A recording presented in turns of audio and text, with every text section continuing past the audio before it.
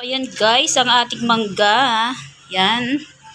Bali, dalawang plastic yan guys. Ito yung ating isang plastic. So ayan, kaya magluluto tayo guys ng bagoong alamang. Kasi masarap to guys sa buo, sa bagoong alamang. So ayan guys, arat na guys sa kusina para lutuin natin guys ang ating alamang. Yan, na bagoong alamang. Sarap to guys. So, ayan guys. Bali, magigisa tayo guys ng bagoong. Kasi may maraming mangga tayo. So, ayan ang ating alamang. Bali, hinugasan ko na to guys. Itong alamang na to kasi napakaalat ng alamang na to guys. Kaya, ang ginawa ko, hinugasan ko na siya para hindi siya masyadong maalat. So, ayan. Mayroon tayong sibuyas, bawang, at saka guys ang maraming luya. Bali, nilagay ko guys ng luya siya kasi para hindi siya malansa. Yan. At meron din tayo dito guys na kamatis. So, ayan. Gigisa muna natin guys. So, ayan guys. Bali, sinarito ko muna yung baboy. Yan. Para hindi siya malansa. Brown nga natin siya guys. Bago natin siya igigisa sa mga sibuyas at bawang at luya. So, ayan. Balikan natin guys maya kapag nag-brown na siya. So, ayan guys. Ginisa ko na siya sa maraming luya, sibuyas at maraming bawang. Ayan.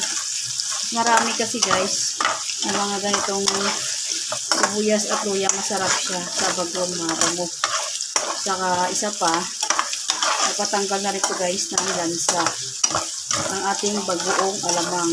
Ayan, halo-haloin lang natin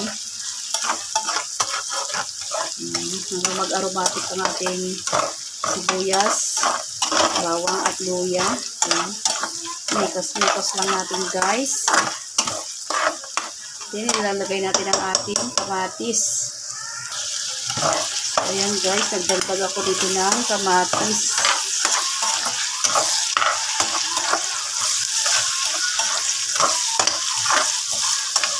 Ilalagay tayo dito ng konting bitchin.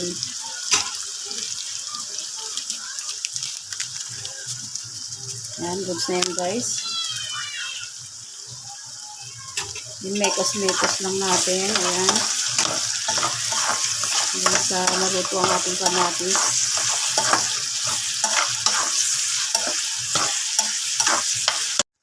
So, ayan guys. Ginisa na natin yung ating bagoong alamang. Ayan. Halo-haloin lang natin siya. At patuyuin natin ng husto guys. Lutuin natin ng maigi para hindi siya madaling masira or mapanis. So, ayan. Mikos-mikos lang natin guys.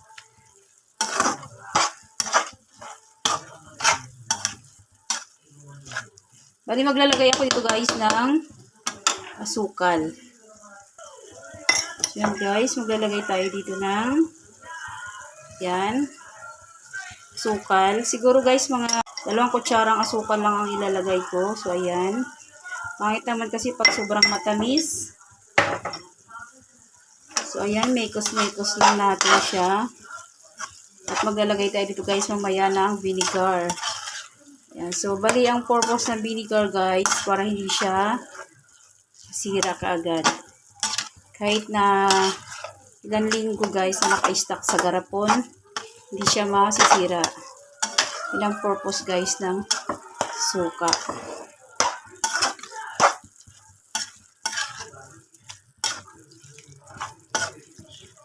So, ayan, balikan natin guys maya-maya kapag nag-golden brown na yung ating alamang. Yan. Patuyuin natin siya ng gusto.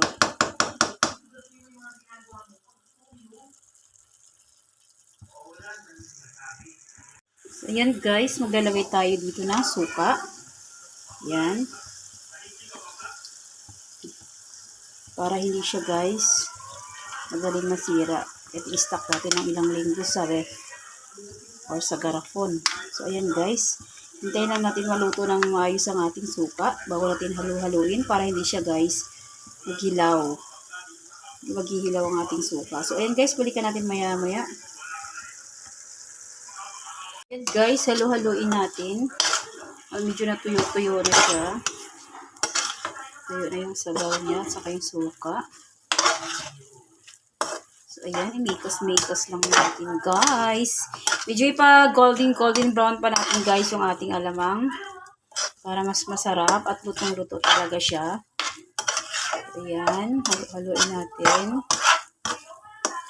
Masarap to, guys, sa bagoong. Napakasarap nito sa bagoong. Ay, sa ano, guys. Napakasarap nito, guys, sa mangga. Pwede naman kayo guys mag-add ng siling labuyo. So, bali ako kasi, hindi na nag-add ng siling labuyo dito kasi kami lang rin naman ang kakain saka ayaw ng mga anak ko ng anghang. At, yan. So, ayan guys, balikan natin maya-maya kapag goods na ang ating alamang. So, ayan. Guys, tignan natin kung goods na siya. Ayan, tuyong-tuyo na siya guys. At nag-golden brown na rin siya. Ayan, pwede natin guys patayin ng ating kalan. Sarap to guys sa bagoong. Sarap to guys sa mangga.